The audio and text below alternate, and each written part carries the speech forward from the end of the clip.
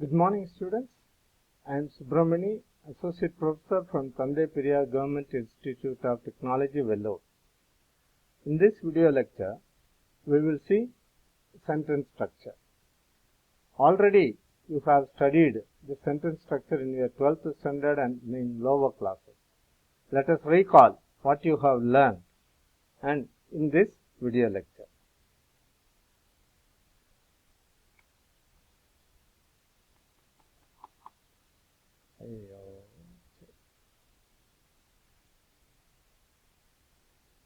Yeah, there is small problem in this laptop. Read the following sentences.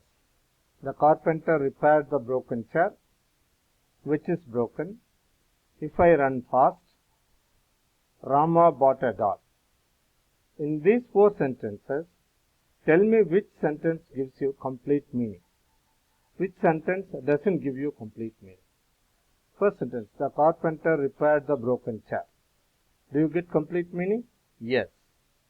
Coming to the second one, which is broken. Do you get complete meaning? No.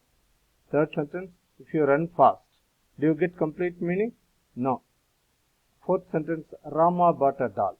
Do you get complete meaning? Yes. So, the first sentence and the fourth sentence give you complete meaning. So, they are called independent clauses or main clause.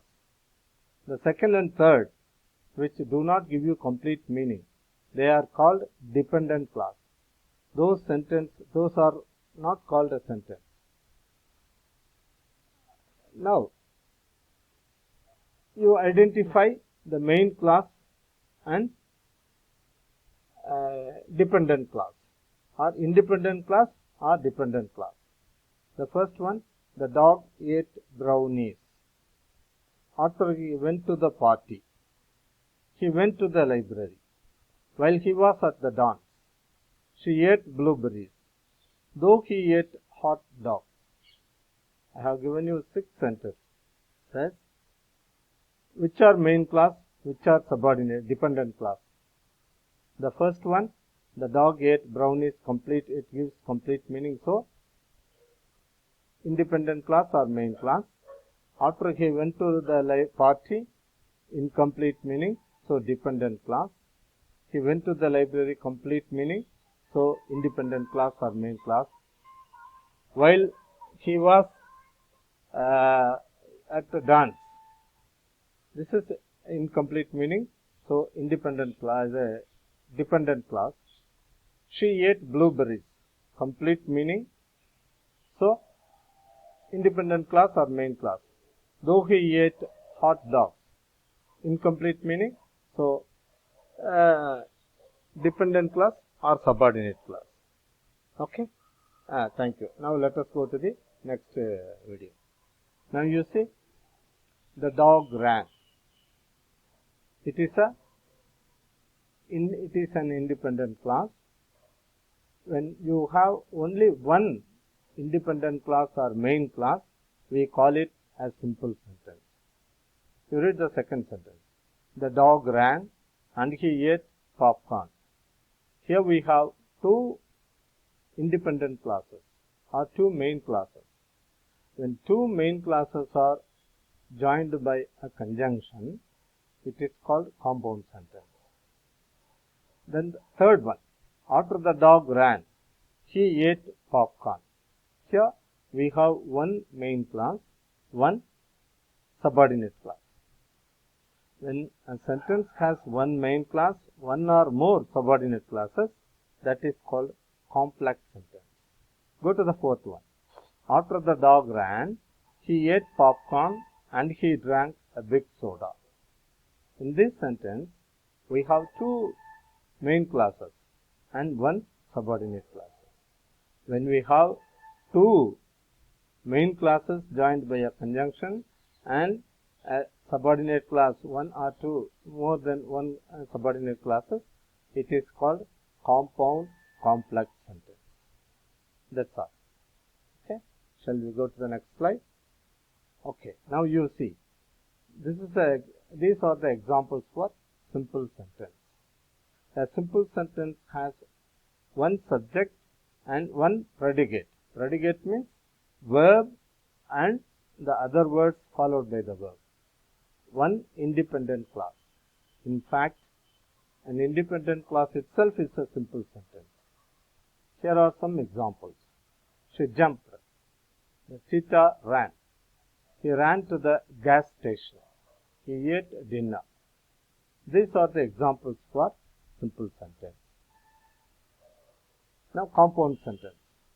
A compound sentence has at least two independent clauses. It uses a conjunction like and to connect the idea. Here are some examples. The dog ate pizza, but the cat drank apple juice. We have two main clauses. The dog ate pizza, the cat drank apple juice. It is joined by a conjunction but. So, it is a compound sentence. The dog ate pizza, but the cat drank apple juice, and the fish had eggs. Here we have two main clauses, three main clauses, joined by the conjunctions but and. So, this is another example for compound sentence. As you can see, a compound sentence allows you to share a lot of information by combining two or more complete thoughts into one sentence. Let us go to the next slide. Now, complex sentence. What is a complex sentence? A complex sentence has one independent clause or main clause and one or more dependent clause. It sometimes uses conjunctions and other words to combine all of the clauses together. When he was on the airplane, the man bought cookies. Here the man bought cookies, main clause. When he was on the airplane, subordinate clause. Next sentence, when he was on the airplane, the man bought cookies but not brownies. Two main clauses. Man bought cookies, not brownies.